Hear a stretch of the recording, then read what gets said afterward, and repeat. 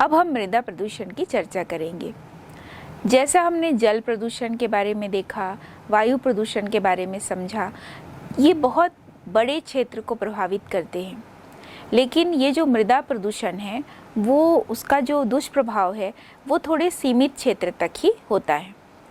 प्रायः जो कृषि क्षेत्र हैं या उद्योग के या शहरी क्षेत्र हैं, ऐसी जगहों पर हम देखते हैं कि बहुत सारे ठोस या अर्ध ठोस जो अवशिष्ट होते हैं वो लगातार मिट्टी में मिलते जाते हैं और इनके लगातार मिट्टी में मिलते जाने से जो वहाँ की मृदा है, उस सीमित क्षेत्र की जो मृदा है वो लगातार प्रदूषित होती जा रही है।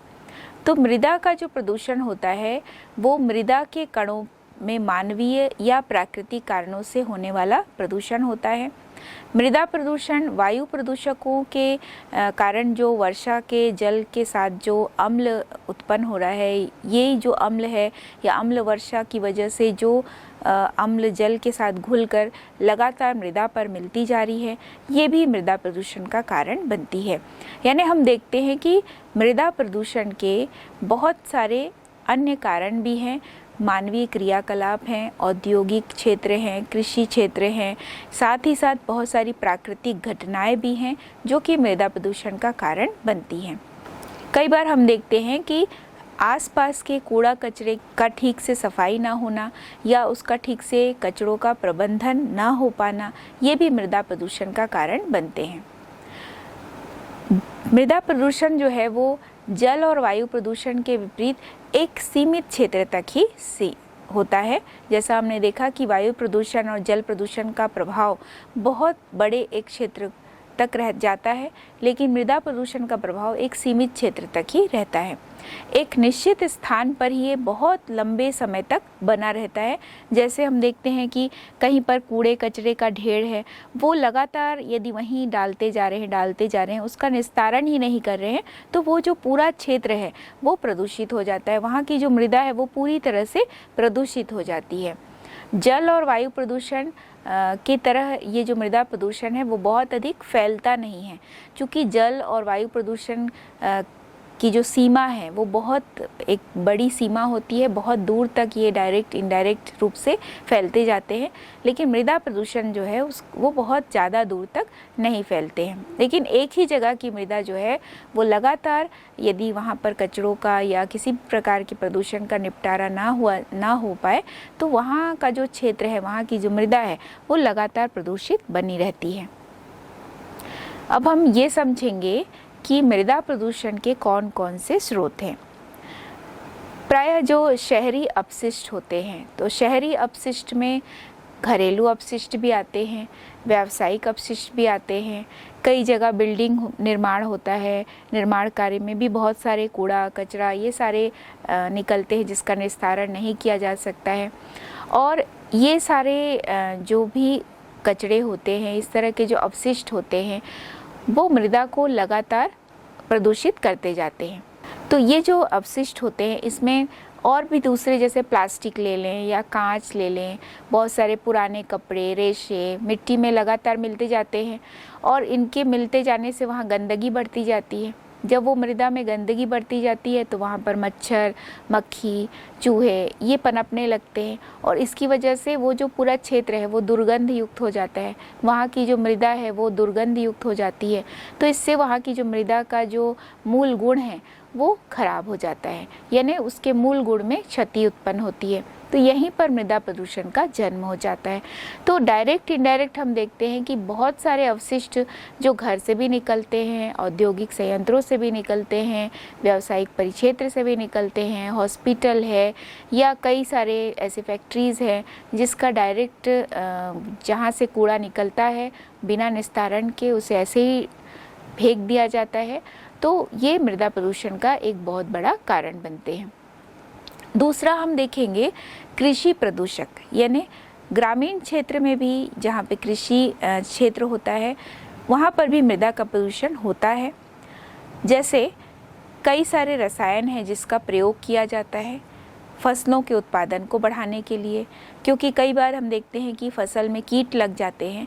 उन कीटों के कारण फसल को नुकसान पहुंचता है, उत्पादन में कमी आती है, तो कृषक जो है वो बहुत सारे ऐसे केमिकल्स का प्रयोग करते हैं जिसके छिड़काव से पीड़कों का विनाश होता है। तो इसे हम पीड़कनाशी भी कहते हैं।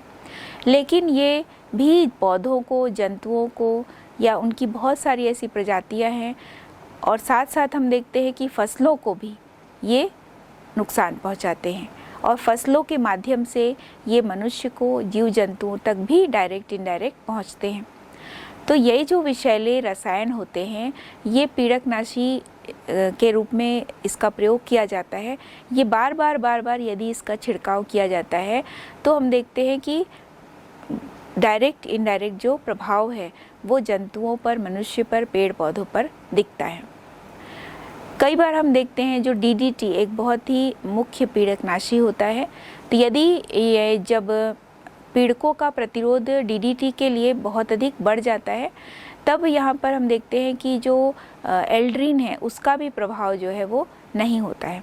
बहुत से पीड़क जो होते हैं या बहुत सारे जो पीड़कनाशी है वो जल में घुल जाते हैं, अजैव निम्नीकृत होते हैं, और ये स्थायी रूप से वातावरण में मिलते रहते हैं, और लगातार ये मिल करके निम्न स्तर से उच्च स्तर तक ये स्थानांतरित होते हैं और ये वायुमंडल को प्रभावित करते हैं। और बहुत लंबे समय तक भी ये जो केमिकल्स हैं जहरीले, इनका प्रभाव देखने को मिलता है। चूँकि इनका सांद्रण लगातार वातावरण में फैलता जा रहा है, बढ़ता जा रहा है, और बहुत सारे स्रोतों से ये जीव जंतुओं के शरीर में पहुंच रहे हैं, और जीव जंतुओं के शरीर में होने वाले बहुत सारे ऐसे जो मेटाबॉलिक रिएक्शंस होते हैं उस पर दुष्प्रभाव भी उत्पन्न कर रहे हैं। प्रायः हम देखते हैं कि जो कार्बोफॉस्फेट है या कार्बोमेट्स है, ये भी रासायनिक नर्व टॉक्सिन्स होते हैं जिसका दुष्प्रभाव जंतुओं और मनुष्य पर पड़ता है। पीड़कनाशी को कई कैटेगरी में डिवाइड किया जा सकता है, क्योंकि अलग अलग तरह के कैटेगरीज होते हैं पीड़कनाशियों के। तो कुछ हम जानेंगे यहाँ पर कि कैसे कैसे पीड़कनाशी होते हैं। जैसे कीटनाशी, ये जो कीटनाशी हैं प्रायः कृषि क्षेत्र में जो कीट होते हैं उनको नष्ट करने के लिए इन कीटनाशियों का प्रयोग किया जाता है। कीटनाशी में जो सबसे इम्पॉर्टेंट कीटनाशी का प्रयोग किया जाता है वो है DDT। जो DDT की जो शुरुआत है वो द्वितीय विश्व युद्ध के समय हुई थी। द्वितीय विश्व युद्ध के समय ये एक मलेरिया रोग या जो दूसरे कीटजन्य रोग थे उनके निवारण के लिए इसका प्रयोग किया जाता था। कीटनाशियों के तौर में मेलाथियोन, कार्बोनिल कंपाउंड्स, इनका उपयोग किया जाता है। DDT जो है वो एक क्लोरोकार्बनिक यौगिक होता है। इसका जो प्रभाव है वातावरण पर बहुत अधिक पड़ता है, क्योंकि ये बहुत लंबे समय तक वातावरण में फैले रहते हैं। तो ये स्थायी रूप से बने रहते हैं और जल में घुल जाते हैं, और वातावरण में लंबे समय तक बने होने के कारण ये जीवों के अंदर जो क्रियाशीलता है या जीवों के बहुत सारे जो एक्टिविटीज़ होती है, बायोलॉजिकल प्रोसेस होते हैं, उस पर ये दुष्प्रभाव डालते हैं। अगला हम देखेंगे शाकनाशी। शाकनाशी में हम देखते हैं कि कई बार फसलों के बीच में बहुत सारे अवांछित वनस्पति या शाक जो है वो उत्पन्न हो जाते हैं। उनको नष्ट करने के लिए इस तरह के शाकनाशियों का प्रयोग किया जाता है। इसमें मुख्य रूप से है सोडियम कार्बोनेट, सोडियम आर्सेनेट या 2,4 डाइक्लोरोफिनॉक्सी अम्ल। ये जो केमिकल्स होते हैं ये मैमल्स पर बहुत अधिक प्रभाव डालते हैं। अगला हम देखेंगे कवकनाशी। कवकनाशियों का प्रयोग जो है वो मुख्य रूप से पौधों में कवक से होने वाले जो रोग होते हैं उनके विनाश के लिए उपयोग में लाया जाता है। ये जो कवकनाशी होते हैं इसमें थीरम एक इम्पॉर्टेंट कवकनाशी है जिसका सूत्र है CS3 होल ट्वाइस NCSS। यानी यहाँ पर हम देख रहे हैं कि एक ये थायो कंपाउंड है जिसमें कि सल्फर प्रेजेंट होता है। साथ ही फेनिल मरकरी एसीटेट या बोर्डेक्स पाउडर, ये सारा भी एक बहुत ही इम्पॉर्टेंट कवकनाशी होते हैं।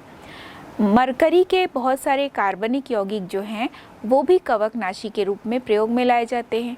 तो जब ये कवकनाशी पौधों पर छिड़के जाते हैं, लगाए जाते हैं पौधों को उपचारित करने के लिए, तो कहीं ना कहीं ये प्रकृति में फैलते हैं, मिट्टी में मिल जाते हैं और धीरे धीरे मिट्टी का जो अपरदन है, मिट्टी का जो क्षय है वो होने लगता है और मृदा पर इसका दुष्प्रभाव देखने को मिलता है। बहुत सारे हानिकारक प्रभाव भी यहाँ पर हम देखते हैं।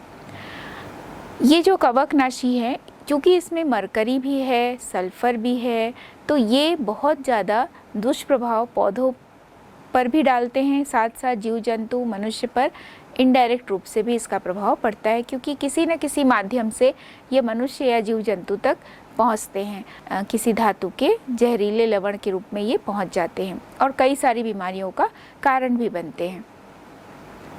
अब हम कुछ रेडियोधर्मी पदार्थ के बारे में समझेंगे, कैसे ये रेडियोधर्मी पदार्थ लगातार मृदा को प्रदूषित कर रहे हैं। नाभिकीय जो भट्टियाँ होती हैं उससे रेडियोधर्मी अवशिष्ट निकलते हैं। ये रेडियोधर्मी अवशिष्ट जो हैं न केवल नाभिकीय भट्टियों से बल्कि हॉस्पिटल है, प्रयोगशाला, लैब है, यहाँ पर बहुत अधिक संख्या में हम देखते हैं कि आजकल रेडियो आइसोटोप्स का प्रयोग किया जाता है। जैसे हम ये जानते हैं कि कैंसर के इलाज के लिए बहुत सारे रेडियो आइसोटोप्स का प्रयोग किया जाता है, रेडियो थेरेपी की जाती है, कीमोथेरेपी दी जाती है, तो यहाँ पर बहुत सारे रेडियो आइसोटोप्स का प्रयोग होता है। तो हॉस्पिटल से भी इस तरह के जो अपशिष्ट है वो निकलते हैं और ये जो अपशिष्ट है यदि उसका सही तरीके से निस्तारण नहीं होता है, लगातार वो मिट्टी में मिलते जाते हैं और मृदा के गुणों को क्षय करने लगते हैं। मृदा के माध्यम से जब ये अपशिष्ट पदार्थ, नाभिकीय अपशिष्ट जो है वो पौधों के माध्यम से जीवों में यानी जंतुओं में, मनुष्य में पहुंचते हैं, तो इसका बहुत ही दुष्प्रभाव देखने को मिलता है। जो रेडियोधर्मी पदार्थ होते हैं उससे निकलने वाली जो गामा किरणें होती हैं, गामा रेज होती हैं, वो बहुत अधिक हानिकारक होती हैं और कोशिकाओं की क्रियाविधि को ये प्रभावित करती हैं। तो ये जो गामा रेज होती हैं, चूँकि ये बहुत ही खतरनाक होती है और कहीं ना कहीं इनडायरेक्ट रूप से ये मृदा में मिलती है और मृदा के माध्यम से ये मनुष्य या जीवों तक पहुंचती हैं। मृदा प्रदूषण का नियंत्रण कैसे किया जा सकता है, इसके बारे में हम समझेंगे।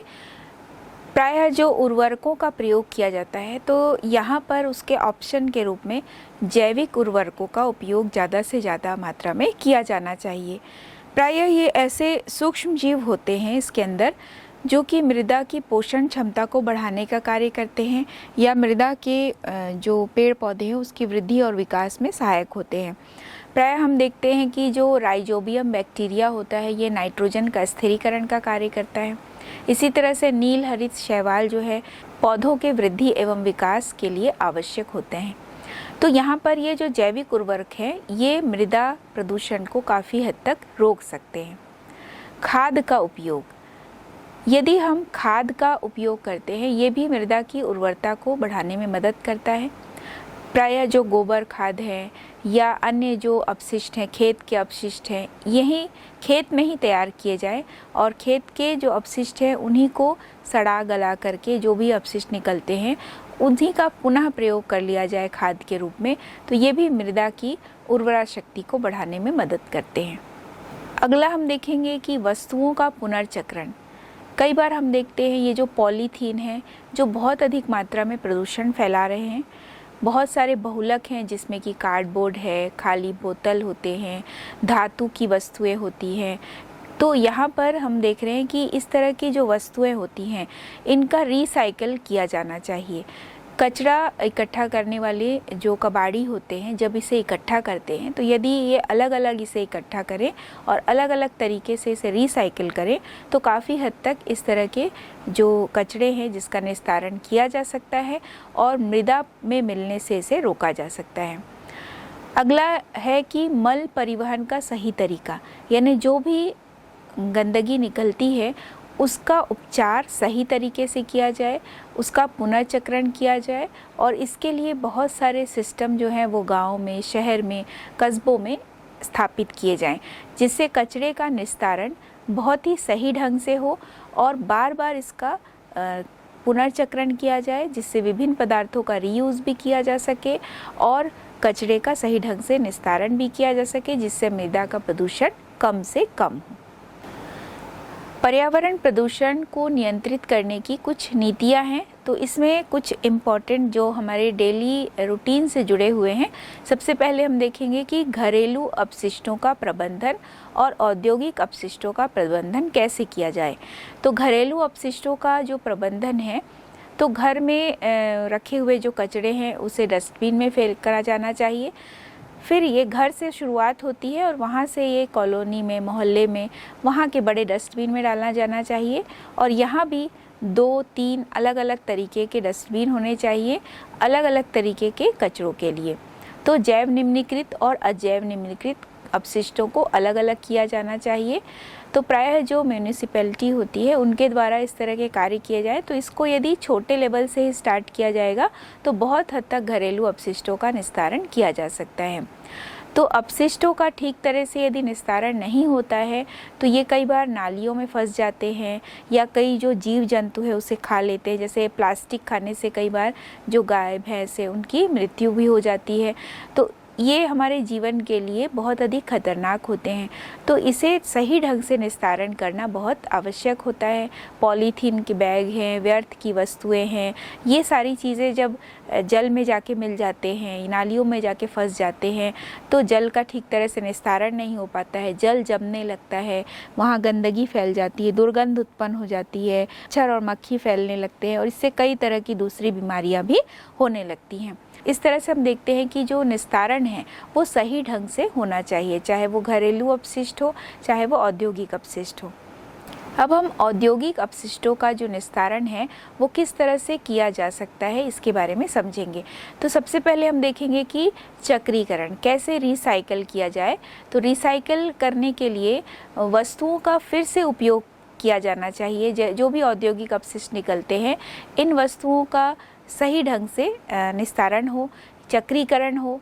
जैसे अगर कांच है तो कांच का संग्रह कर लिया जाए, उसका चक्रीकरण कर लिया जाए, या अपशिष्टों के जलने पर जो ऊर्जा है उसको फिर से उपयोग कर लिया जाए, उसका पुनर्लाभ यानी उसको दोबारा हम उपयोग कर सकें। जो भी रद्दी पेपर होते हैं उसका फिर से उपयोग कर लिया जाए, या जो व्यर्थ धातुएं हैं उसका उपयोग कर लिया जाए, जैसे कि स्टील के निर्माण में या दूसरे किसी भी अन्य जो फैक्ट्रीज़ वगैरह हैं वहाँ पर इसका उपयोग कर लिया जाए। तो चक्रीकरण यानी रिसाइकल एक बहुत ही इम्पॉर्टेंट प्रोसेस होता है औद्योगिक अपशिष्टों के निस्तारण के लिए। दूसरा हम देखेंगे कि जलाना या भस्म का बनना, यानी जो भी अपशिष्ट होते हैं उनमें यदि कार्बनिक पदार्थ है तो इसको जलाने पर कार्बन डाइऑक्साइड बनता है और जल बनता है। तो इसके द्वारा इसका निम्नीकरण किया जा सकता है किसी भी कार्बनिक पदार्थ को जलाकर। तो इसमें जो घरेलू अपशिष्ट हैं, रासायनिक अपशिष्ट हैं, जैविक अपशिष्ट हैं, जैसे इसमें हम देखते हैं अस्पताल से निकलने वाले जो अपशिष्ट हैं, इसके लिए बहुत अधिक तापमान, लगभग हम देखते हैं कि 1237 टेम्परेचर से भी ज़्यादा, 1237 केल्विन टेम्परेचर से भी ज़्यादा टेम्परेचर के ऊपर पर्याप्त ऑक्सीजन की आवश्यकता होती है। व्यर्थ गैसों को यहाँ से निकाल दिया जाता है और बची हुई जो भस्म है, राख है, जलाने के बाद उसको ज़मीन के अंदर गाड़ दिया जाता है। इस विधि से संबंधित PCBS या जिसे पॉलीक्लोरोबेंजीन एवं उच्च ताप पर ऊष्माशोषी अभिक्रिया से कार्ब क्लोरो यौगिकों के बंध बना करके उसको नष्ट किया जा सकता है। यहाँ पर हम देखते हैं कि ये जो PCB है जिससे बहुत सारे प्रदूषक गैसें यानी पॉलीक्लोरोबेंजीन जो भी कार्बन के अपशिष्ट निकल रहे हैं, ये व्यर्थ गैस ही है जो कि वायु प्रदूषण को बढ़ाती हैं और वायु प्रदूषण का कारण बनती हैं। तो ये बहुत अच्छा मेथड नहीं माना जाता है। अगला हम देखेंगे कि मल एवं अपशिष्ट का निपटारा कैसे किया जाता है। जो मल है या अपशिष्ट है उसका निपटारा करने के लिए बड़े बड़े छन्नों का प्रयोग किया जाता है। तो काफ़ी सारे जो मात्रा है गंदगी की वो छान कर पहले अलग कर ली जाती है। इसके बाद ये जो छनित्र निकलता है इसे बड़े बड़े टैंक में भर दिया जाता है। टैंक में भरने के बाद उसके जो भी ठोस और बचे खुचे जो पार्टिकल्स होते हैं वो इस तरह से नीचे बैठ जाते हैं। तो जब ये कण नीचे बैठ जाते हैं तो इसे कीचड़ कहा जाता है। तेल है, ग्रीस है, इसकी जो अशुद्धियाँ हैं वो ऊपर तैरती रहती हैं और इसे ऊपर से ही अलग कर लिया जाता है। फिर इसके अंदर उपस्थित जो बहुत सारे कार्बनिक पदार्थ होते हैं उसको ऑक्सीकृत किया जाता है, उसका ऑक्सीकरण होने दिया जाता है और अंत में जो बचा हुआ अपशिष्ट है, इस अपशिष्ट जल का उपचार किया जाता है। इस अपशिष्ट जल के उपचार में फॉस्फेट का स्कंदन किया जाता है और फॉस्फेट को स्कंदन करने के बाद इसको छान लिया जाता है और छानने के बाद क्लोरीनीकरण कर लिया जाता है। तो ये कुछ प्रोसेस है जिसके द्वारा हम देखते हैं कि मल एवं अपशिष्ट का निपटारा किया गया, जिसमें बहुत सारे पद हमने देखे, यानी छानना, फिर उसमें उसको नीचे बैठाना तली पे, ग्रीस वगैरह को अलग करना, साथ ही उसमें फॉस्फेट का स्कंदन करना, क्लोरीनीकरण करना, इस तरह से कई पदों को शामिल करके हम इस तरह मल का निपटारा कर सकते हैं। अगला हम देखेंगे पाचन। ऑक्सीजन की अनुपस्थिति में जो सूक्ष्म जीव होते हैं ये अवायवीय पाचन किया जाता है इसके द्वारा। तो यहाँ पर हम देखते हैं कि इनके द्वारा जो विषैले कार्बनिक पदार्थ है उसका भी निपटारा किया जा सकता है। बहुत सारे ऐसे प्रोसेस है जहाँ पर हम इन कार्बनिक पदार्थों को निम्नीकृत कर सकते हैं और ये कार्बनिक पदार्थ जब निम्नीकृत होते हैं तो इनसे मेथेन बनता है, कार्बन डाइऑक्साइड बनता है। जैसे हम यहाँ पर एक उदाहरण लेते हैं CH2O, यहाँ पर 2CH2O लिया गया है। इसको जब निम्नीकृत किया गया तो ये छोटे अणु में टूटता है, जैसे कार्बन डाइऑक्साइड और मेथेन। तो ये जो मेथेन है इसका फिर से उपयोग कर लिया जाता है। तो इस तरह हम देख रहे हैं कि रीयूज़ भी कर लिया गया मेथेन का, तो यहाँ पर निपटारा भी हुआ और मेथेन का रीयूज़ भी कर लिया गया। अगला है फेंकना। मल के जो कीचड़ होते हैं उसे समुद्र में फेंक देना बहुत ही सामान्य है। आजकल हम देखते हैं कि ये जो समुद्र में फेंकने पर ज़मीन उर्वरता बढ़ाने के लिए इसका उपयोग किया जाता है, क्योंकि बहुत सारे ऐसे भी यौगिक होते हैं जिसमें कि नाइट्रोजन है, फॉस्फोरस है, ये पाए जाते हैं जो कि मिट्टी की उर्वरता को बढ़ाते हैं।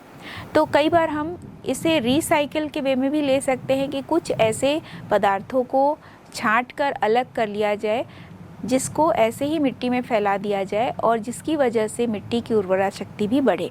तो ऐसे पदार्थों को छांट कर अलग करना, यानी प्रारंभ से ही यदि हम कचरों को निस्तारण करने से पहले ही अलग अलग कर दें कैटेगरी वाइज, तो बहुत सारी समस्याओं से हम निपट सकते हैं।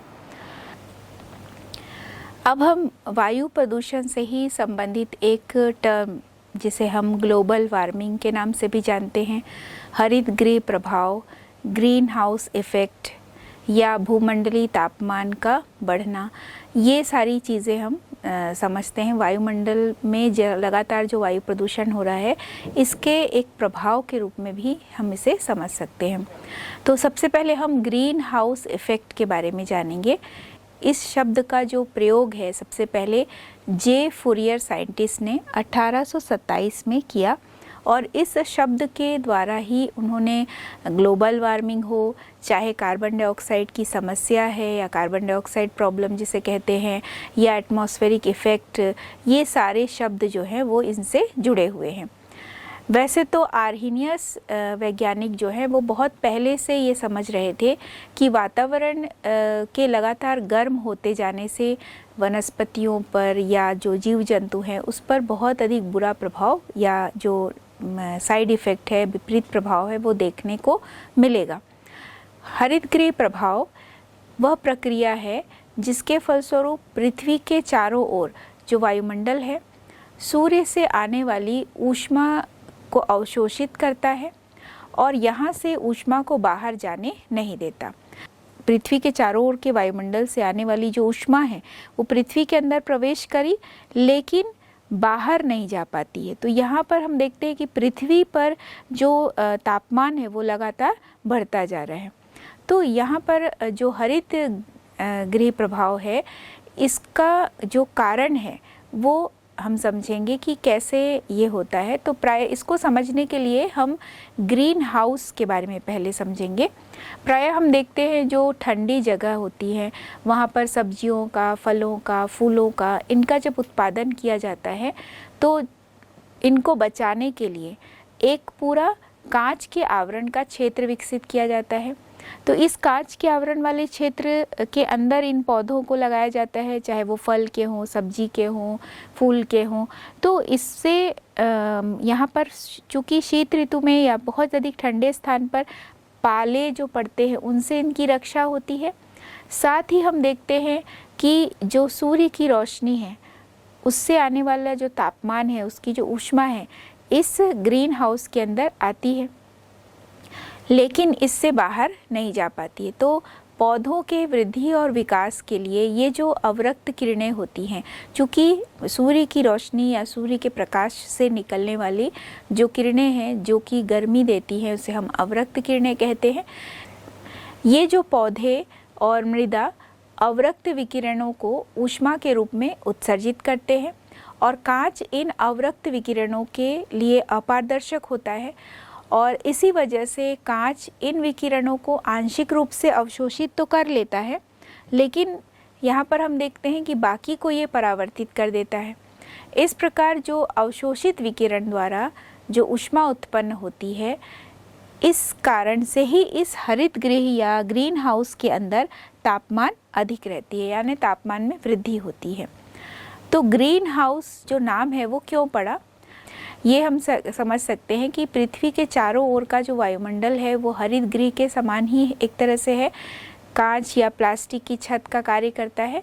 तो ये हरित गृह प्रभाव के रूप में इसे हमने समझा कि इस कॉन्सेप्ट का यूज़ करके ही जो पहाड़ी क्षेत्र हैं, जो शीत वाले क्षेत्र होते हैं जहाँ पर फूलों की, सब्जियों की खेती की जाती है, तो वैसे ही पृथ्वी के चारों ओर का जो वायुमंडल है एक तरह से हरित गृह का कार्य करता है, जो सूर्य से आने वाली जो किरणों को पृथ्वी में आने देता है, लेकिन पौधों से निकलने वाली जो अवरक्त किरणों को अपने में से गुजरने देता है और इस तरह से हरित गृह के अंदर का तापमान बढ़ जाता है। तो यहाँ पर हम देख रहे हैं कि अंदर जो तापमान आया उसमें से बहुत कम मात्रा में ही बाहर निकल पाता है, शेष जो यहाँ विकिरण अवशोषित रह जाती है, अवशोषित विकिरण, वो अंदर के टेम्परेचर को लगातार बढ़ाती जाती है। तो हरित गृह प्रभाव को हम परिभाषा कैसे देंगे, ये क्यों उत्पन्न होता है? तो लगातार हम देख रहे हैं कि वायुमंडल में कार्बन डाइऑक्साइड की जो मात्रा है वो बढ़ती जा रही है। ये जो कार्बन डाइऑक्साइड होती है ये कई कारणों से उत्पन्न होती है, मानवीय क्रियाकलाप से या कई औद्योगिक जो संक्रियाएं हैं उसकी वजह से, कई प्राकृतिक घटनाओं से। तो यहाँ पर हम देख रहे हैं कि कार्बन डाइऑक्साइड का मान चूँकि बढ़ता जा रहा है, तो मानव निर्मित जो कार्बन डाइऑक्साइड के कारण एक कंबल जैसा प्रभाव यानी एक प्रोटेक्टिंग यानी ब्लैंकेटिंग इफेक्ट उत्पन्न हो रहा है पृथ्वी पर। तो पृथ्वी की सतह जो है वो इस वजह से पृथ्वी की सतह का जो तापमान है वो लगातार बढ़ता जा रहा है, इसे ही हम हरित गृह प्रभाव कहते हैं।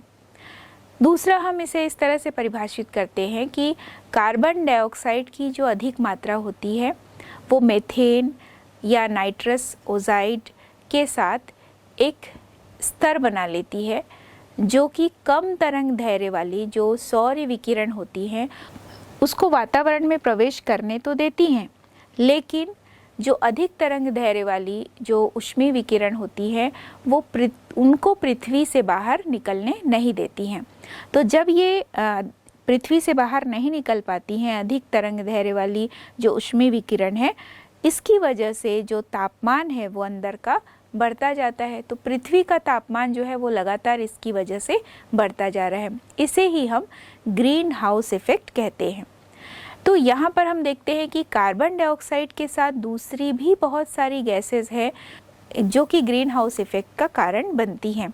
यहाँ पर हम देख रहे हैं कि जो ग्रीन हाउस गैसेस होती हैं इसके कारण पृथ्वी से विकिरित ऊष्मा कैसे पृथ्वी पर ही वापस लौटती है और पृथ्वी के टेम्परेचर को लगातार बढ़ाती जा रही है। यहाँ पर हम इस पूरी प्रक्रिया को देख पा रहे हैं कि कैसे जो गैस है, कम तरंग दैर्घ्य वाली जो ऊष्मा विकिरण है वो तो अंदर प्रवेश कर गई, लेकिन बहुत सारे विकिरण जो है वो अंदर ही रह गई, बाहर नहीं निकल पाती है, जिससे पृथ्वी का तापमान जो है वो लगातार बढ़ता जा रहा है।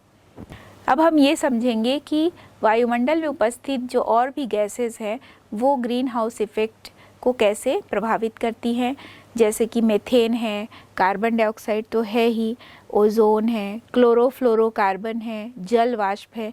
इनकी सांद्रता जैसे जैसे बढ़ती जा रही है, ग्रीन हाउस इफेक्ट का जो प्रभाव है वो भी बढ़ता जा रहा है।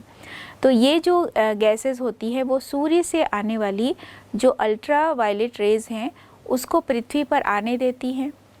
पृथ्वी से पुनः ऊष्मा जो है वायुमंडल में वापस नहीं जा पाती है। इन्हीं गैसों के कारण ये प्रभाव उत्पन्न होता है, तो इसे हम हरित गृह गैस भी कहते हैं। और इन्हीं के कारण पृथ्वी का तापमान जो है वो लगातार बढ़ता जा रहा है। हम ये देख रहे हैं कि जल वाष्प की जो मात्रा है वो तो लगभग स्थिर ही है, लेकिन जो ये हरित गृह गैसेस हैं जैसे कार्बन डाइऑक्साइड है, क्लोरोफ्लोरोकार्बन है, मीथेन है, इन गैसों की मात्रा या इनका जो सांद्रण है वो वातावरण में लगातार बढ़ता जा रहा है। इसके कई कारण हैं, जैसे जीवाश्म ईंधनों का दहन, वनों की लगातार कटाई या बहुत अधिक जनसंख्या में वृद्धि, जिससे बहुत सारे संसाधनों का बहुत ही उपयोग हो रहा है, बहुत अधिक दोहन हो रहा है। इसकी वजह से भी कई सारे जो गैसेस हैं जहरीली वो निकल रही हैं, जो कि ग्रीन हाउस इफेक्ट का कारण बनती है। अब हम ग्रीन हाउस इफेक्ट के कारण को समझेंगे कि कैसे ये हो रहा है, किस तरह से ये जो ऊष्मीय विकिरण है वो पृथ्वी से बाहर नहीं जा पा रही हैं। तो अधिक आवृत्ति वाली या उच्च आवृत्ति वाली जो यूवी किरणें हैं वो सूर्य से आती हैं। अब ये सूर्य से आती है तो ओजोन स्तर इसे अवशोषित कर लेती है, लेकिन हम देखते हैं कार्बन डाइऑक्साइड और H2O के अणु जो है निम्नतर वायुमंडल में उपस्थित रहती हैं, ये निम्न आवृत्ति वाले विकिरण को अवशोषित कर लेती हैं और इन ऊर्जा को बाहरी स्थान में निकलने से रोकती हैं। ये पृथ्वी के सतह के तापमान को स्थिर कर देती है और बहुत सारे विकिरण को पृथ्वी के अंदर ही रख लेती है, बाहर नहीं जाने देती हैं, जिससे लगातार हम देखते हैं कि पृथ्वी का तापमान बढ़ता जा रहा है।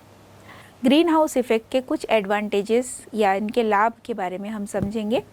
पहला लाभ तो इसमें यह है कि हरित गृह प्रभाव के कारण जो वायुमंडल का जो तापमान है वो गर्म बना हुआ है। पृथ्वी के तापमान की रक्षा होती है, यानी स्थिर होता है पृथ्वी का तापमान, और वायुमंडल जो है वो जीवन उपयोगी बना है। इसी तरह ठंडे स्थानों में ग्रीन हाउस इफेक्ट का प्रयोग करके जो फल है, सब्जियां हैं, उनकी पैदावार की जा रही है। बहुत सारे ऐसे देश हैं जहाँ पे बहुत अधिक ठंड होती है, वहाँ पर घरों को गर्म रखने के लिए ग्रीन हाउस इफेक्ट बहुत अधिक कारगर है। जल वाष्पन और बादलों का बनना, वर्षा की प्रक्रिया को सुनिश्चित करना और ऋतु का संतुलन, ये सारी चीज़ें भी ग्रीन हाउस इफेक्ट से प्रभावित होती हैं। पौधों में या वृक्ष है उनकी वृद्धि विकास के लिए भी ये बहुत अधिक सहायक होते हैं। जो मृत जीव हैं या पौधे हैं उनका अपघटन भी आसानी से और जल्दी से होता है।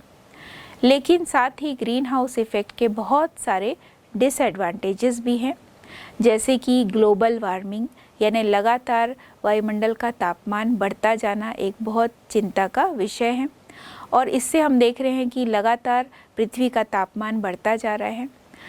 हम जो घरेलू उपयोग करते हैं जिसमें कि क्लोरोफ्लोरोकार्बन या प्रशीतन की जो सामग्री होती है, इससे उत्पन्न जो क्लोरोफ्लोरोकार्बन है इसका लगातार उपयोग हो रहा है और इसी वजह से लगातार जो है तापमान भी बढ़ता जा रहा है, क्योंकि ये भी एक बहुत प्रभावी ग्रीन हाउस गैस है।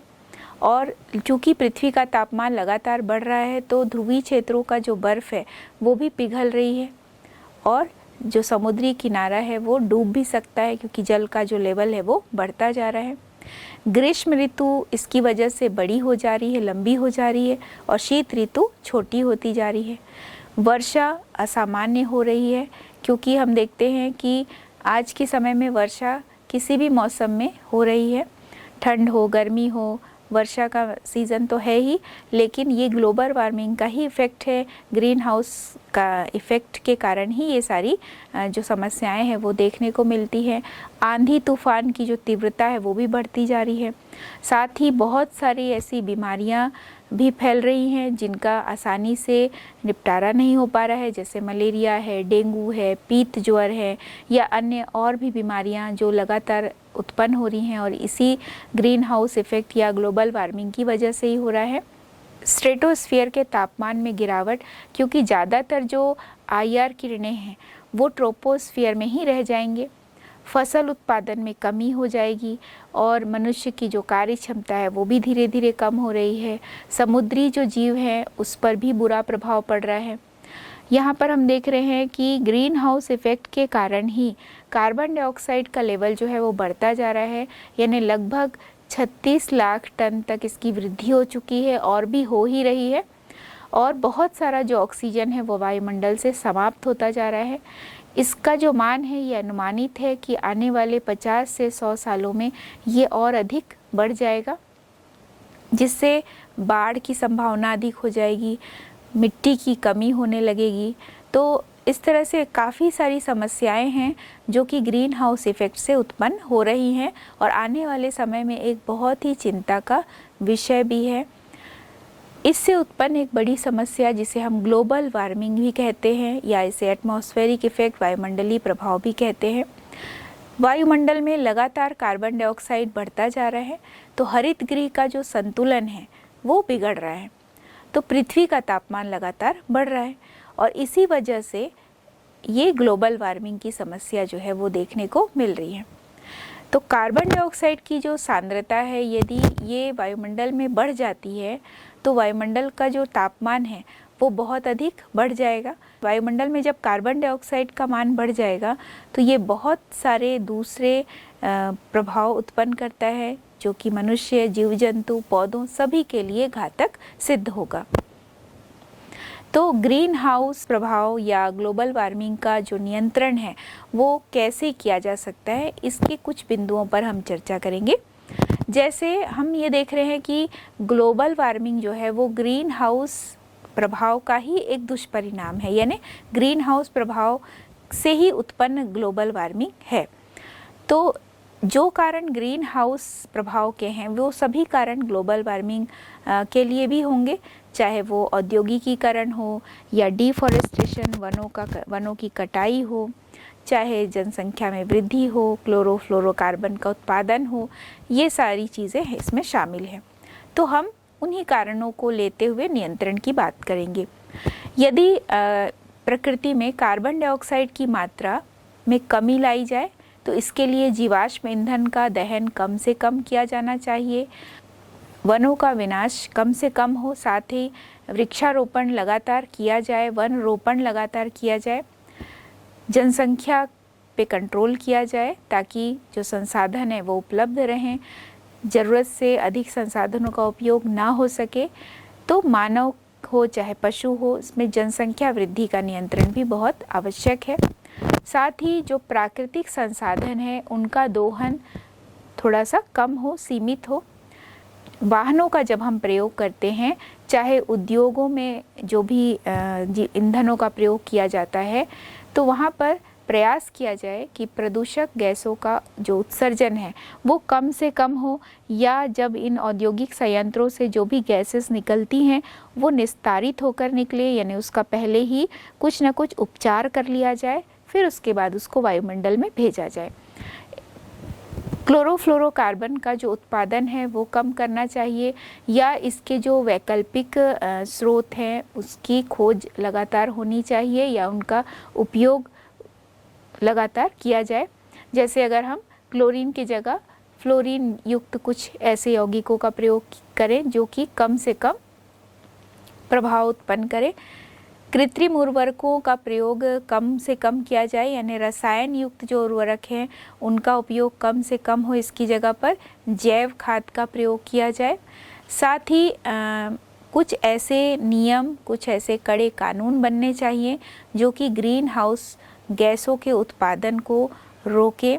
ये जो कानून बनाए जाएं प्रभावी हों, बहुत अधिक ग्रीन हाउस गैस के लिए स्ट्रिक्ट रहें। ग्रीन हाउस गैस उत्पादन करने वाली जो फैक्ट्रीज़ हैं उन पर रोक लगाई जाए। यदि हम लगातार इस तरह के कुछ नियमों को पालन करेंगे तो निश्चित रूप से ग्लोबल वार्मिंग की समस्या को दूर किया जा सकता है।